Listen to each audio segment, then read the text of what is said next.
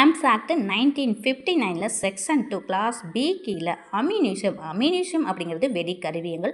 அம்யூனிஷம் means என்ன அப்படின்னு பார்த்தா, அம்யூனிஷம் ஃபார் எனி ஃபயர் ஏதேனும் ஒரு சுடுகளத்துக்காக பயன்படுத்தக்கூடிய அந்த வெடி கருவியத்தை தான் நம்ம என்னன்னு சொல்கிறோன்னா வெடி கருவியங்களாக சொல்லப்படுது. அதுதான் அம்யூனிஷம் அப்படிங்கிறது. அது என்னென்ன அப்படின்னு பார்த்தா, ராக்கெட்ஸு, பாம்ஸு, கையெறி குண்டுகள், ஏவுகணைகள், இது இல்லாமல் மற்ற மிஸ்லியஸில் என்ன ஆகும்னா இதுக்குள்ளே உள்ளடங்கும் அப்படின்னு இருக்காங்க.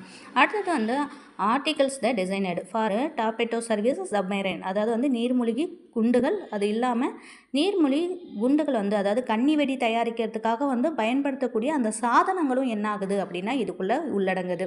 எக்ஸ்ப்ளோசிவ், அதாவது உடனடியாக தீப்பற்றக்கூடிய அந்த லிக்விட்ஸோ கேஸோ இது எல்லாமே என்ன அப்படின்னு பார்த்தா அம்யூனிஷம் அப்படிங்கிறதுல உள்ளடங்கும். அடுத்தது ஃபயர் ஆர்ம்ஸ் அக்சசரிஸ், சுடுபடைக்களம், அதாவது தோட்டார் அவயங்கள் அப்படிங்கிறது நம்ம பீரங்கி குண்டு இதுக்குள்ளே உள்ளடங்கும். அந்த பீரங்கி குண்டுகளுக்கான ஏதாவது பார்ட்ஸ் தயாரிக்கிறாங்களே, அந்த பார்ட்ஸ் தயாரிக்கிறதும் இதுக்குள்ளே உள்ளடக்கப்படுது அப்படின்னு. அடுத்தது ஃபியூஸ் அண்ட் ஃபிக்சேஷன் டியூப்ஸ் அப்படின்னு, அதாவது தீ பற்றக்கூடிய திரி மூலமாக தீயை பற்றி வச்சு வெடிக்க வைக்கிறது, இல்லை ஏதாவது ஒரு குழாயின் மூலமாக அந்த உராய்வினால் ஏற்படக்கூடிய அந்த வெடிப்பு, அந்த மாதிரியாக செய்யக்கூடியதும் அம்யூனிஷம் அப்படிங்கிறது. இது இல்லாமல் பார்ட்ஸ் அண்ட் மெஷினரிஸ் மேனுஃபேக்சர் பண்ணக்கூடியதும், அதாவது அந்த வெடி கருவியங்களுக்கான மேனுஃபேக்சர் பண்ணுறது, இல்லை வெடி பொருட்களை தயாரிக்கிறது, அந்த மருந்து உற்பத்தி செய்கிறது, இது மாதிரியான விஷயங்களும் அம்யூனிஷம் அப்படிங்கிறதுக்குள்ளே உள்ளடங்கும். இப்போ அம்யூனிஷம் அப்படிங்கிறது இது மட்டும்தானா அப்படின்னா இல்லை.